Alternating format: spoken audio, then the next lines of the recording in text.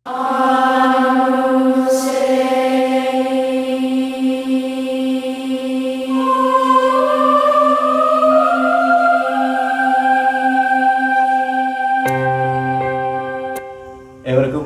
നല്ലൊരു പ്രഭാതം സ്നേഹത്തോടെ ആശംസിക്കുന്നു.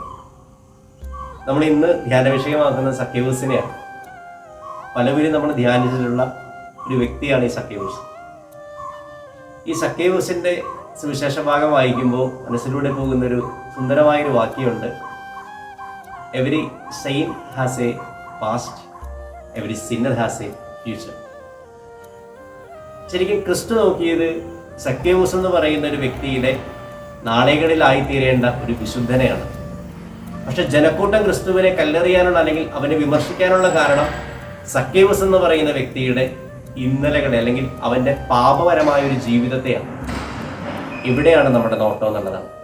ഒരു വ്യക്തി അവൻ്റെ ജീവിതത്തിൽ തെറ്റിൻ്റെ വഴിയിലൂടെ കടന്നു പോകുമ്പോഴും അവൻ എത്തിച്ചേരാൻ കഴിയുന്ന നന്മയെക്കുറിച്ച് നിനക്ക് ധ്യാനിക്കാൻ കഴിയുന്നുണ്ടോ? ഒരു കല്ലിൻ്റെ ഉള്ളിൽ ഒളിച്ചിരിക്കുന്ന മാലാഖയെ കാണാനുള്ള കാഴ്ച നിനക്കുണ്ടോ? സക്കേവൂസിനെ ക്രിസ്തു കണ്ടത് ഇതാണ്.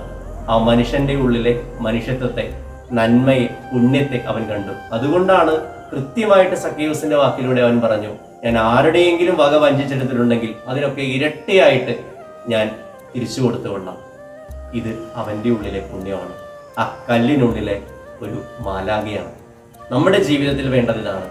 അപരനെ തെറ്റുകാരൻ എന്ന് പറഞ്ഞ് മാറ്റി നിർത്താതെ അപരന്റെ ഉള്ളിലെ നന്മയെ കാണാനുള്ള ഒരു ഹൃദയവിശാലത, അല്ലെങ്കിൽ കുറെ കൂടി ജാഗ്രതയുള്ളൊരു കാഴ്ച നമുക്കുണ്ടാവട്ടെ.